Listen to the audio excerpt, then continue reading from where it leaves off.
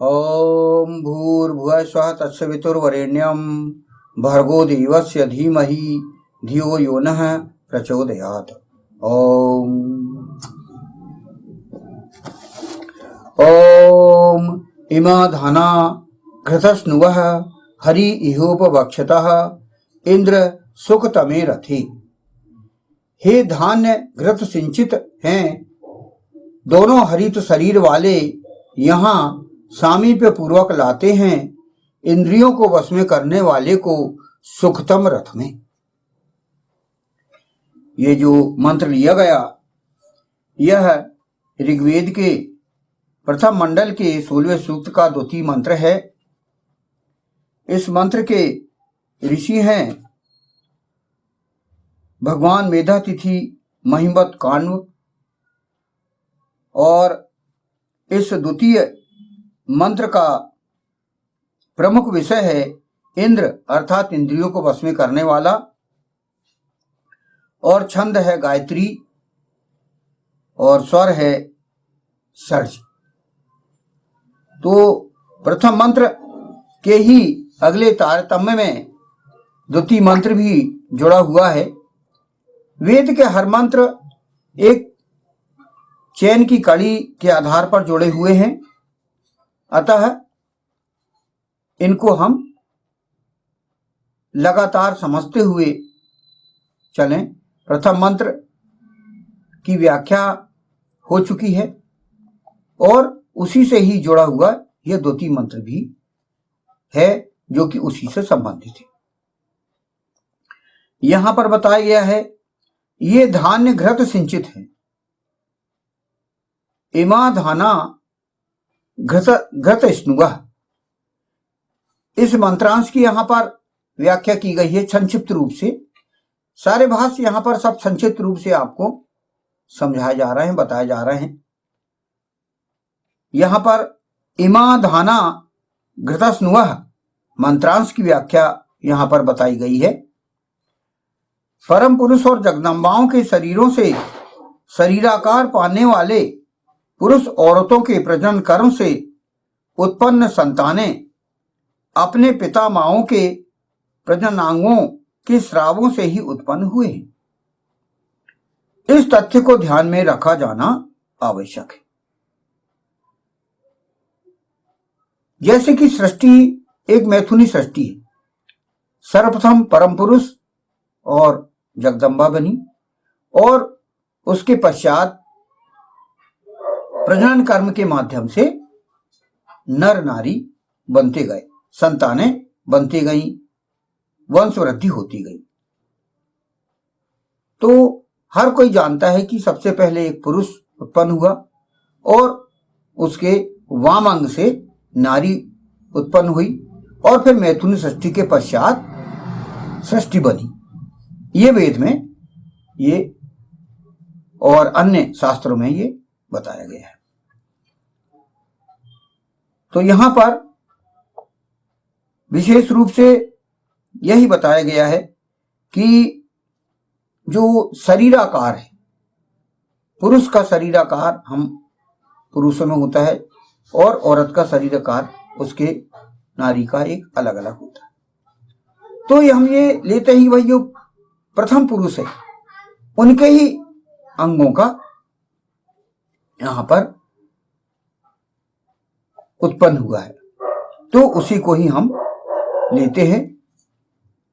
व्यक्ति की आवृत्ति परम पुरुष से मिली होती है और नारी की आवृत्ति फ्रीक्वेंसी उन जगदम्बाओं से मिली होती है और उसी से सृष्टि निर्मित होते रहती है। अगला फुटनोट इसका, दोनों हरि शरीर वाले यहां सामीप्य पूर्वक लाते हैं। हरि इह उपवक्षतः, इसकी व्याख्या है परम पुरुष और जगदम्बाओं के हरि शरीरों से शरीराकार पाने वाले पुरुष औरतों की समीपता अर्थात प्रजनन कर्म के बिना संतान उत्पत्ति संभव नहीं है। ये एक सृष्टि व्यवस्था बताई जा रही कि सृष्टि कैसे बनती है, सृष्टि कैसे बनी। वेद एक सृष्टि संविधान बताता है, एक व्यवस्था बताता है। वेद में व्यवस्था है, सृष्टि की व्यवस्था है, और वही विधि वेद में बताई गई है। इंद्रियों को वश में करने वाले को सुखतम रथ में, इस मंत्रांश, यह जो मंत्रांश है इंद्रम सुखतमे रथे, इसकी व्याख्या यहां पर की गई है। इंद्रम सुखतमे रथे, इंद्रियों को वश में किए बगैर शरीर सुखतम रथ में परिवर्तित नहीं हो सकता। हमारी जो इंद्रियां हैं उनको हम जब तक वश में नहीं करेंगे तब तक हम सुख प्राप्त नहीं कर पाएंगे। आत्मनम रथिन विद्धि शरीरम रथमेव तु, यह उदाहरण लिया गया है कठोपनिषद अध्याय 1 वल्ली 3 और 3 श्लोक से। यहां पर यह उदाहरण लिया गया है कि मानव शरीर एक रथ है, इसका अर्थ यहां पर बताया गया है। यह रथ तभी सुखमय हो सकता है जब व्यक्ति अपनी इंद्रियों को अपने वश में करने वाला हो। वेद में बार बार इंद्र इंद्र शब्द आया है, अर्थात इंद्रियों को वश में करने के लिए कहा गया है। अब यहां पर हम ये देखें कि इंद्रियां क्या होती। इंद्रियां होती हैं 5 ज्ञानेंद्रिय, 5 कर्मेंद्रिय और 11वीं इंद्रिय मन। तो वह जब तक हमारे वश में ना हो, उनका जब तक कंट्रोल हमारे हाथ में ना हो, तब तक हम जो है सुख नहीं पा सकेंगे। वो हमारे कंट्रोल में होना चाहिए, हम इंद्रियों के वशीभूत ना हो। व्यक्ति इन 5 ज्ञानेंद्रियां और 5 कर्मेंद्रियां और 11वीं इंद्रिय मन, इनके अंडर में हम ना हो, बल्कि हम इनको नियंत्रित करें, तभी हम हमारे जीवन में सुख पा सकते हैं। 5 ज्ञानेंद्रियां, जिसमें प्रथम है आंख, नाक, कान, त्वचा और जिह्वा, ये 5 ज्ञानेंद्रियां हैं। और कर्मेंद्रियां, जिससे हम कर्म करते हैं, पहला है हमारा मुख, जिससे हम बोलते हैं, फिर हाथ, जिससे हम कार्य करते हैं, फिर पैर, जिससे हम चलते फिरते हैं, और उपस्थ और गुदा, ये 5 कर्मेंद्रियां हैं जिससे कि हम कर्म करते हैं। और 11वीं इंद्रिय है मन। तो इन 5 ज्ञानेंद्रिय और 5 कर्मेंद्रिय, ये हो गए 10, और 11वीं इंद्रिय है हमारे मन। इन सभी को हम जब तक हमारे नियंत्रण में नहीं करेंगे तब तक हम इंद्र नहीं कहलाएंगे। और इंद्रियों को वश में करने के लिए वेद में कहा गया है, इसलिए हम अपने इंद्रियों को वश में करें। तो यही पर बात बार बार यहां पर बताई गई है।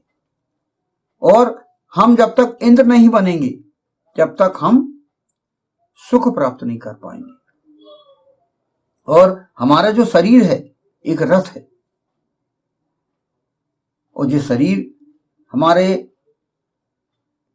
जो रथ रूपी शरीर है, उससे जब तक हम सुख नहीं प्राप्त करेंगे इंद्रियों को वश में किए बगैर, तो हम कैसे जी पाएंगे। इसलिए व्यक्ति चाहता है कि सुखपूर्वक जिए, उसको हमेशा आनंदित होकर जिए, सुख प्राप्त करे, यही जीवन है।